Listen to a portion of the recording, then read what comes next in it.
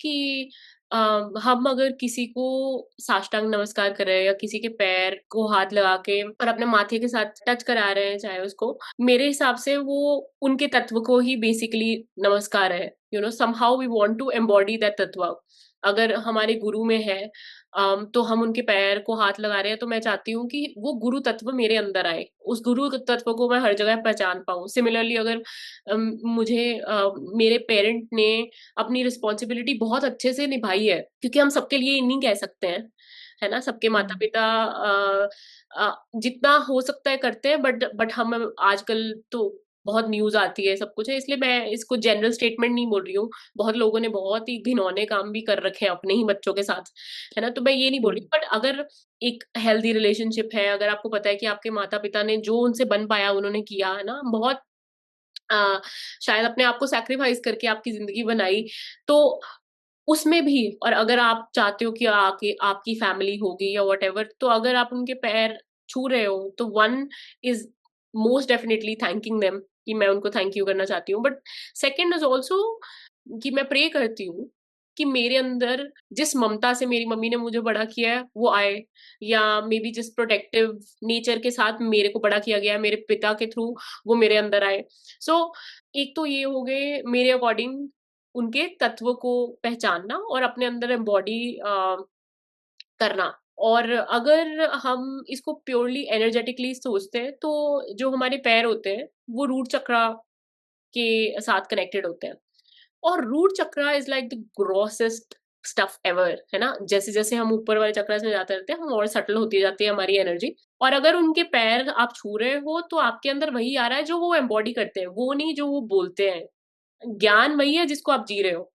अगर आप हम्म। बोल रहे हो और अगर आप उसको जी नहीं रहे, इट्स पॉइंटलेस।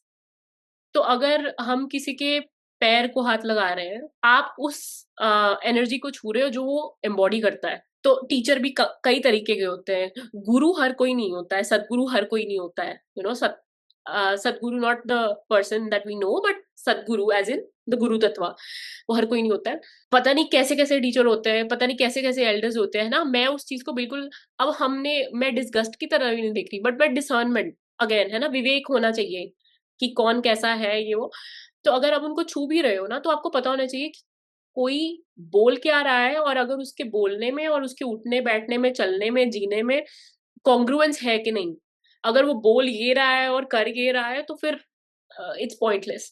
तो मेरे हिसाब से अगर आप किसी के पैर छू रहे हो, तो ये तो पक्का पता होना चाहिए कि शायद वो इंसान बोलता कुछ नहीं है, पर उसके जीवन शैली में आपको वो दिखता है कि वो एम्बॉडी करता है ज्ञान। उसको बोलने की जरूरत नहीं है, मैं उसके पास बैठूंगी और मेरे अंदर ज्ञान आएगा, मैं उसको पिक करूंगी, उसको शक्ति बात करने के लिए मेरा सिर पे हाथ लगाने की जरूरत नहीं पड़ेगी। तो शायद उस इंसान के सबसे पहले जाके मैं पैर छूंगी, हम्म। Instead of maybe someone who is standing on a dais, और पोडियम पे खड़ा हुआ है और वो बहुत कुछ बोल रहा है। जो थॉट पावर बुक है, उसमें भी स्वामी जी बोलते होते थे कि आपको डायसिस पे जाने की जरूरत नहीं है। एक ऋषि जो एक केव में बैठ के बहुत साल मेडिटेशन कर रहा है, जिसका कोई कांटेक्ट नहीं है वर्ल्ड के साथ, वो वर्ल्ड में ज्यादा अपलिफ्टमेंट लेके आ रहा है because of his own self realization. Vibration बढ़ा रहा है, इंस्टेड ऑफ अ पर्सन जो बिल्कुल पोडियम्स पे जा जाके बोल रहा है कि ऐसे करो, वैसे करो, ऐसे करो, और शायद खुद कुछ नहीं कर रहा है। एक ये भी चीज होती है, कई बार लोग अच्छे भी होते हैं, बट कई बार हमारे अंदर खुद ही ईगो होती है कि हम उनके पैर नहीं छू पाते हैं। अम, तो एक तो मेरे को लगता है जब वो हाइपर इंडिपेंडेंस आ जाती है, जब हमें लगता है मुझे किसी की मदद नहीं चाहिए, जब हमें लगता है कि ये एल्डर्स भी मेरी मदद नहीं कर सकते। मे बी जब बचपन में मुझे किसी चीज में मदद चाहिए थी, चाहे वो इमोशनली हो, फिजिकली हो, मेरी मदद नहीं हुई, तो अब मेरे को चाहिए ही नहीं। So hmm. that ego can also manifest as you not being very open to bowing down. पैर छूना और वो तो चलो, it's an actual step that you are taking, but actual bowing down मतलब अंदर से भी, जब आप पैर भी छू रहे हो और आपके अंदर से भी वो चीज आ रही है कि ओके, आई अग्री। और दूसरा आई थिंक ये भी होता है कि कई बार हम क्या होता है, हम अपने बचपन के ट्रॉमास जो होते हैं ना, हमें मान लो बचपन में ट्रॉमा किसी पेरेंटल फिगर के साथ किसी को हो गया, कोई कोई हो रहा है कि किसी का फादर मान लो अवॉइडेंट थे, या उनकी मदर नार्सिसिस्ट थी, या व्हाटएवर, कोई भी ट्रॉमा हो सकता है।